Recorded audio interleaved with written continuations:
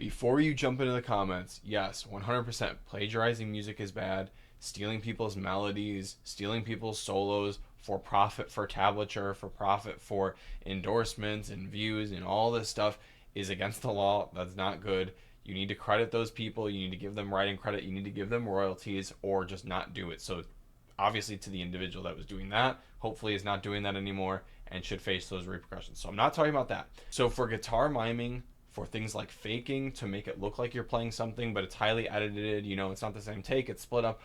Anything involving guitar miming, I do understand the frustration. I do understand the problem with it. There have been tons of videos that you've probably already seen of people complaining or people defending or people somewhere in the middle. Okay, there are plenty of videos that you've probably already watched, but I'm going to give you a very valuable piece of information that a lot of them are not talking about that you should really focus in on today in this video. So for the very vast majority of guitar players that are watching this video right now, you need to stop consuming that type of content because it is ruining your mentality of getting better at the guitar.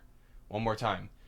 As a guitar player, you need to stop consuming this content of guitar miming is bad, faking guitar playing is bad, because it is completely effing up your progress as a guitar player. Let me explain. First of all, have I ever faked any of my guitar playing videos? Here, I'll give you a quick list of the guitar playing videos that I've faked. Number one, I faked the Drake and Josh breakdown that I made as a joke. Yes, obviously that was fake. Same thing with the Naruto one that I did. I bet barely any of you have even seen that. Anything else I faked? Obviously my band's music videos, any of my own music videos for my solo music with my classical guitar compositions. Those music video things, yeah, all music videos do that. That's not a problem. But everything else, totally real. Everything from my Instagram, shredding, playing, sweep picking, all my solo playthroughs, Tornado of Souls, Sea of Lies. Even if you go to my oldest videos about me playing, the Afterlife solo through my Line 6 Spider 4 into Audacity on my laptop. All of those videos are completely real. You could tell because they're not perfect, okay? And I never thrive to be 100% perfect because I just knew that it was impossible.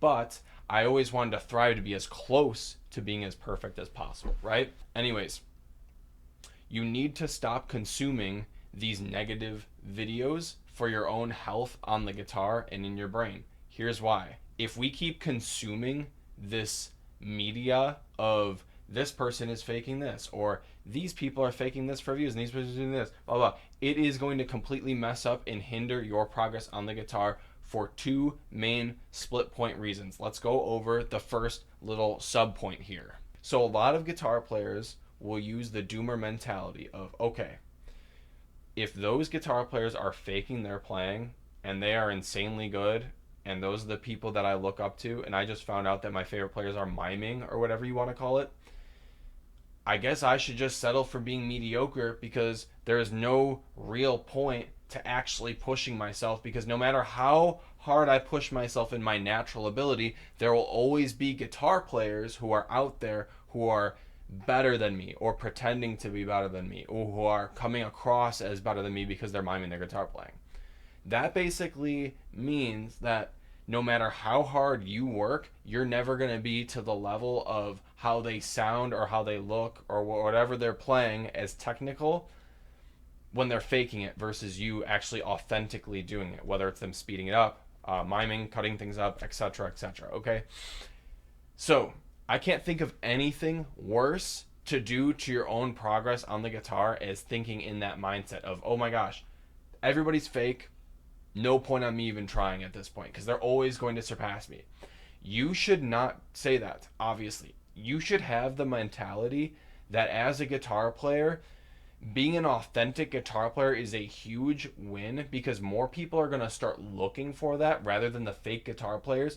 And you can really shine if you push yourself to the limits of trying to get as good as these fake guitar players. Let's break that down here. So if I kind of go back to when I was a kid and tell you a quick little story about how I grew up learning how to play the guitar, I grew up with guitar teachers on YouTube like Pete Thorne or Marty Schwartz or Guitar Lesson 365. I grew up with those YouTube guitar players, and then I also grew up with in-person guitar teachers, okay? Outside of that, it was CDs like Guns N' Roses. It was CDs like Linkin Park or 3 Days Grace. Those were the bands that I liked growing up, okay? And When I would hear the guitar solo of Sweet Child of Mine, for example, beginning to end of that solo was so perfect. We all know the feeling of this, that first time you hear a guitar solo that you love so much. It's so precise.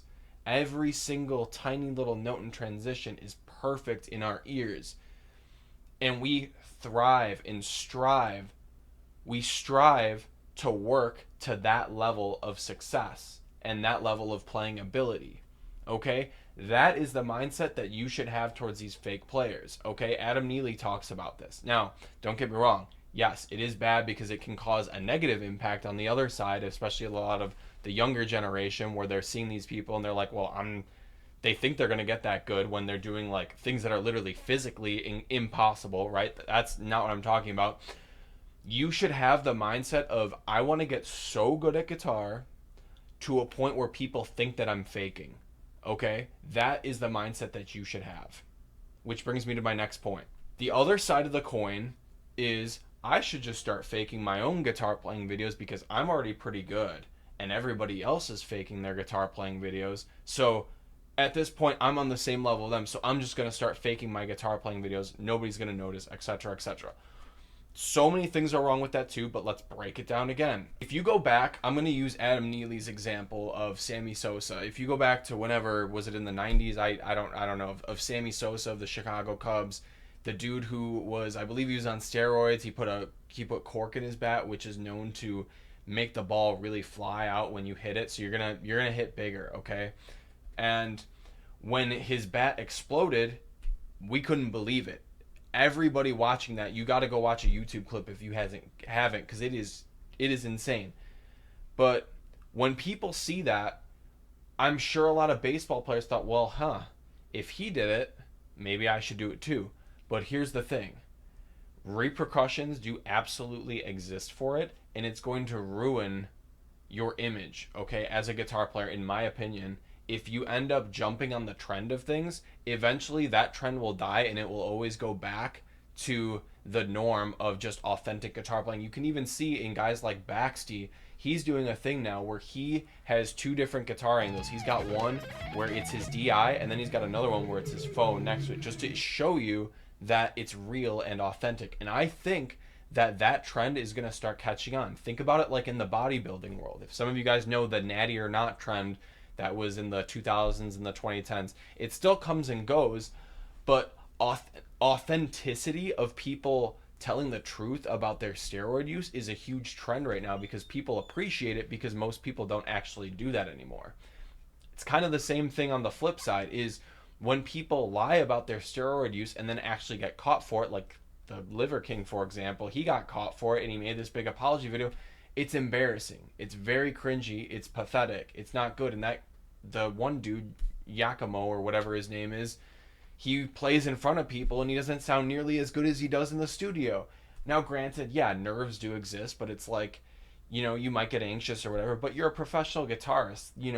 People want to see at least 50% of what you can do in the studio, and he couldn't bring that. So that's another point. If you start faking your videos, you're going to start clutching on those fake videos and you're not going to be able to perform in front of people. Some people might disagree and they might say, yeah, I can still do it, it'll still not be a problem.